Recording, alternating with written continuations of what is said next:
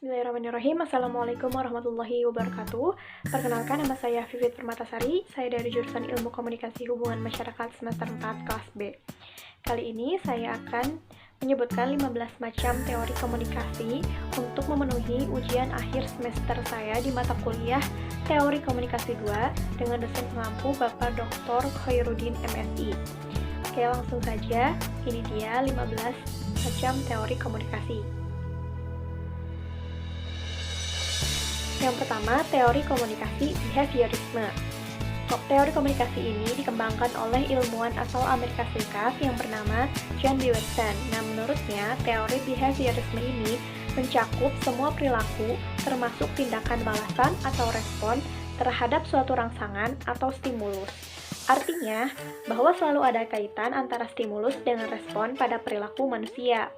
Jika suatu stimulus atau rangsangan yang diterima seseorang telah teramati, maka dapat diprediksikan respon dari orang tersebut. Nah, sebagai contoh, guru memberikan sebuah stimulus berupa materi-materi pengajaran dan mengharapkan akan mendapatkan sebuah respon yang berupa perubahan tingkah laku dari murid-muridnya. Perubahan tingkah laku dalam bentuk dari ketidaktahuan dan ketidakmampuan untuk mempraktekkan pelajaran yang diberikan berubah menjadi mampu untuk mempraktekannya. Guru tidak melihat bagaimana proses murid-murid mencerna pengajaran, namun guru hanya melihat bagaimana hasil akhir dari proses tersebut. Yang kedua adalah teori informatif. Teori ini dikembangkan oleh Shannon dan Weber. Teori informasi merupakan salah satu teori klasik di mana teori ini menitikberatkan pada komunikasi sebagai suatu transmisi pesan dan bagaimana transmitter menggunakan media dalam berkomunikasi. Dalam hal ini, jika sinyal media yang digunakan baik, maka komunikasi akan berjalan dengan efektif. Dan sebaliknya, apabila media yang digunakan tidak baik, maka komunikasi tidak akan berjalan dengan lancar. Contohnya adalah jika teori informatif dianalogikan sebagai pesawat telepon, salurannya adalah kabel, sinyalnya adalah arus listrik yang ada di dalamnya, dan transmitter dan penerimanya adalah pesawat telepon. Dalam percakapan, mulut adalah transmitternya, sedangkan gelombang suara yang keluar melalui saluran udara adalah sinyalnya, dan telinga adalah penerimanya. Nah, yang ketiga, teori uses and gratifications atau penggunaan dan kepuasan. Teori ini dikembangkan oleh Blammer dan Koch. Mereka berpendapat bahwa pengguna media memiliki peran aktif dalam memilih media yang digunakannya, sehingga pengguna media dapat dikatakan sebagai pihak utama dalam proses komunikasi. Dalam hal ini, pengguna mempunyai pilihan untuk menentukan media yang sesuai dengan kebutuhannya, atau uses and gratifications komunikasi merupakan komunikasi massa yang melihat audiens dari proses komunikasi massa sebagai individu yang aktif, selektif, dan memiliki tujuan tertentu terkait dengan terpaan media kepadanya. Artinya, individu atau audiens atau khalayak sebagai makhluk sosial mempunyai sifat selektif dalam menerima pesan yang ada di dalam media massa. Contohnya adalah ketika seorang ibu lebih memilih media televisi yang ditontonnya itu berita, bukan acara gosip selebriti. Yang keempat, ada teori agenda setting. Teori ini dikembangkan oleh Liskov dan Shaw. Teori agenda setting beranggapan apabila media memberikan tekanan pada suatu peristiwa, maka media tersebut akan membuat masyarakat menganggap peristiwa itu penting. Dalam hal ini, media mempunyai efek yang sangat kuat dalam mempengaruhi asumsi masyarakat, sehingga akan muncul asumsi bahwa apa yang dianggap penting oleh media akan dianggap penting pula oleh masyarakat. Contohnya adalah ketika tayangan berita di televisi marak kasus kekerasan seksual pada anak, masyarakat menerima informasi tersebut sebagai gambaran dari realitas yang terjadi. Sesungguhnya, meski sebenarnya mereka tidak mengalami langsung, informasi ini membuat masyarakat menyadari akan urgensi dari perkara tersebut dan lebih peka akan indikasi yang mengarah pada kasus itu. Tak jarang setelah ada kasus kekerasan seksual anak yang muncul di satu daerah, kasus serupa pun akan muncul dan terbongkar di daerah lain. Yang kelima, ada teori jarum hipodermik atau dikenal juga dengan sebutan teori peluru. Nah, penggagas dari teori jarum hipodermik adalah Harold Laswell yang pada saat itu menulis buku di tahun 1920-an dengan judul Propaganda Teknik di Masa Perang Dunia. Nah, teori jarum hipodermik merupakan salah satu model komunikasi linear yang menitik beratkan pada kekuatan pengaruh media terhadap khalayak. Menurut teori jarum hipodermik, pesan digambarkan seperti sebuah peluru ajaib yang memasuki pikiran khalayak dan menyuntikkan beberapa pesan khusus. Teori ini juga menjelaskan bagaimana media mengontrol apa yang khalayak lihat dan apa yang khalayak dengar. Menurut teori ini, efek media terhadap khalayak masa bersifat langsung atau tertunda di masa depan. Digunakannya istilah jarum dan peluru adalah untuk menggambarkan ketidakberdayaan khalayak massa sebagai dampak adanya pendapat umum atau opini publik yang dibangun oleh media massa sehingga menyebabkan perubahan perilaku pada khalayak massa.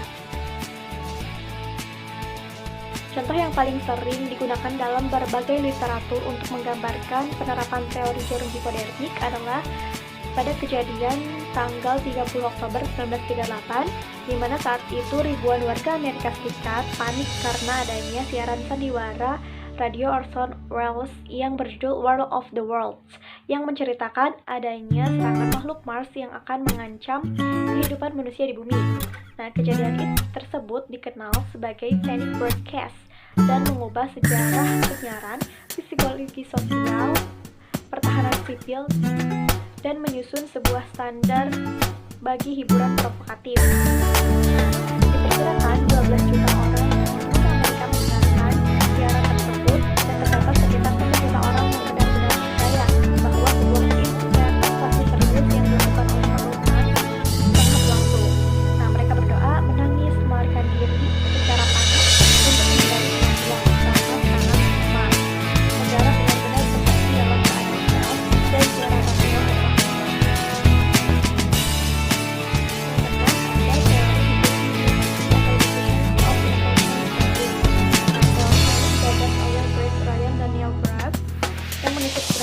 pada proses di mana sebuah ide baru dikomunikasikan melalui beragam saluran komunikasi di antara anggota suatu sistem sosial. Model ini menggambarkan faktor-faktor yang mempengaruhi pikiran serta tindakan orang-orang yang berproses mengadopsi sebuah teknologi atau ide baru. Nah, contohnya adalah perkembangan sistem pendidikan seiring kemajuan dan berkembangnya ilmu pengetahuan dan teknologi atau IPTEK.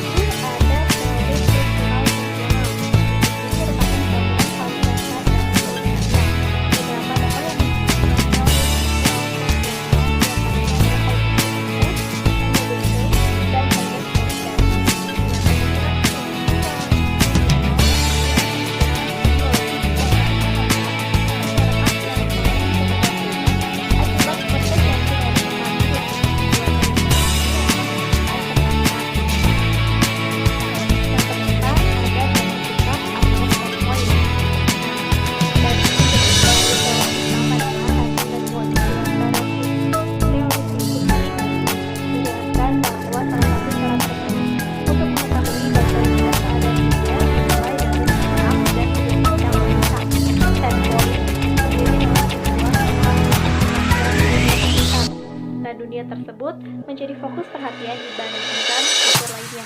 Dan memiliki masalah yang jauh berbeda menurut saya, fokus bahasa dan fitur ini adalah hal yang tersebut terhadap konsep itu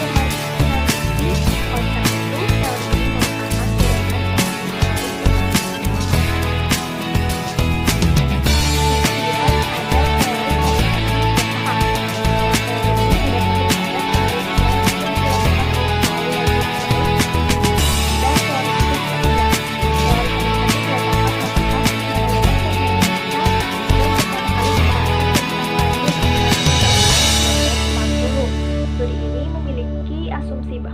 proses stimulus pekerja dalam menghasilkan efek ke media massa. Yang ke-10 ada teori komunikasi administrasi. Teori komunikasi administrasi adalah proses penyampaian pesan yang dilakukan secara timbal balik antar anggota. Teori ini dimaksudkan dengan tujuan untuk menumbuhkan rasa saling pengertian dalam rangka mencapai tujuan organisasi dengan efektif dan efisien. Fungsi dari penerapan teori ini adalah untuk menjaga stabilitas informasi agar tercipta penyesuaian sikap yang memadai antara bagian dalam organisasi. Yang ke-11 ada teori connectionism. Teori ini disebut juga dengan teori trial dan error. Nah, menurut teori ini, masing-masing organisme apabila bertemu dengan situasi yang baru akan melakukan beberapa tindakan yang bersifat coba-coba secara terus-menerus. Kemudian, jika dalam usaha coba-coba tersebut secara tidak sengaja timbul perbuatan yang dirasa memenuhi situasi, maka perbuatan tersebut akan terus diterapkan sebagai salah satu tindakan yang dinilai cocok dalam situasi tersebut.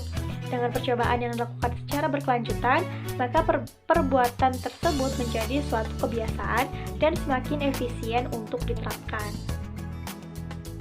Yang ke-12 ada teori imperialisme budaya atau cultural imperialism theory. Menurut Dennis McQuail dalam bukunya Teori Komunikasi Massa, bahwa teori ini berasal dari teori sekaligus bukti awal mengenai peran media dalam pembangunan nasional. Teori ini berpandangan bahwa media dapat membantu modernisasi dengan memperkenalkan nilai-nilai barat, dilakukan dengan mengorbankan nilai-nilai tradisional dan hilangnya keaslian budaya lokal. Secara sederhana, dapat dikemukakan bahwa nilai-nilai yang diperkenalkan itu adalah nilai-nilai kapitalisme dan karenanya proses imperialistis serta dilakukan dengan secara sengaja atau disadari dan sistematis yang menempatkan negara yang sedang berkembang dan lebih kecil di bawah kepentingan kekuasaan kapitalis yang lebih dominan. Yang ke-13 ada teori sistem ketergantungan media. Nah, teori ini menyatakan bahwa media bergantung pada konteks sosial dan pertama kali dirumuskan oleh Sandra Ball Rockridge dan Melvin DeFleur. Mereka memandang bahwa bertemunya media dengan khalayak didasarkan atas 3 perspektif, yaitu perspektif perbedaan individual, perspektif kategori sosial, dan perspektif hubungan sosial.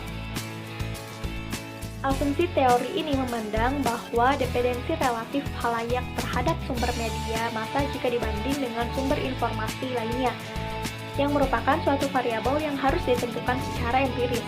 Semakin besar kadar dependensi khalayak terhadap media massa dilihat dari segi perolehan informasi dan semakin tinggi kadar kritis serta ketidakstabilan masyarakat, maka akan semakin besar pula kekuasaan yang dapat dimiliki oleh media atau kekuasaan yang dikaitkan dengan perannya. Yang ke-14 ada teori media atau medium teori. Nah, Marshall McLuhan dan Harold Innis adalah 2 orang peneliti yang seringkali diasosiasikan dengan teori media. Nah, teori media dicetus oleh Marshall McLuhan yang menyatakan bahwa medium is the message atau media adalah pesan. Pernyataan ini menekankan pada bagaimana media komunikasi berbeda tidak hanya dalam terminologi isi, tetapi juga pada bagaimana dibangun dan disalurkan melalui pikiran dan rasa. Nah, ia membedakan media sebagai kekuatan dominan yang harus dipahami untuk mengetahui bagaimana media mempengaruhi masyarakat dan budaya. Teori media menitik beratkan pada karakteristik media itu sendiri, lebih dari sekedar apa yang dikirimkan atau bagaimana suatu informasi diterima. Dalam teori media, sebuah media tidaklah sesederhana sebuah surat kabar, seperti internet sebagai media informasi, kamera digital, dan sebagainya. Nah, lebih dari itu, media merupakan lingkungan simbolis dari beberapa tindakan komunikatif. Di sisi lain, media sebagai bagian dari pesan apapun yang ingin dikirimkan, yang memiliki dampak bagi setiap individu dan masyarakat. Tesis McLuhan menyatakan bahwa orang-orang beradaptasi terhadap lingkungannya melalui berbagai macam keseimbangan atau rasio indrawi, dan media saat ini utamanya membawa sebuah rasio indrawi yang mempengaruhi persepsi. Nah, yang terakhir yaitu yang ke-15 ada teori konsistensi. Festinger memformulasikan teori konsistensi yang membicarakan tentang kebutuhan orang-orang untuk konsisten terhadap keyakinan dan penilaian yang dimiliki, dalam rangka untuk mengurangi disonansi yang dibentuk oleh inkonsistensi dalam kepercayaan, penilaian, dan tindakan.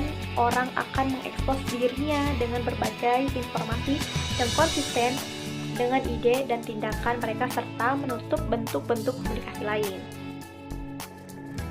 Nah, itulah 15 teori komunikasi yang dapat saya sampaikan. Kurang lebihnya mohon maaf, dan apabila ada kesalahan saya mohon maaf yang sebesar-besarnya. Terima kasih atas perhatiannya. Wassalamualaikum warahmatullahi wabarakatuh.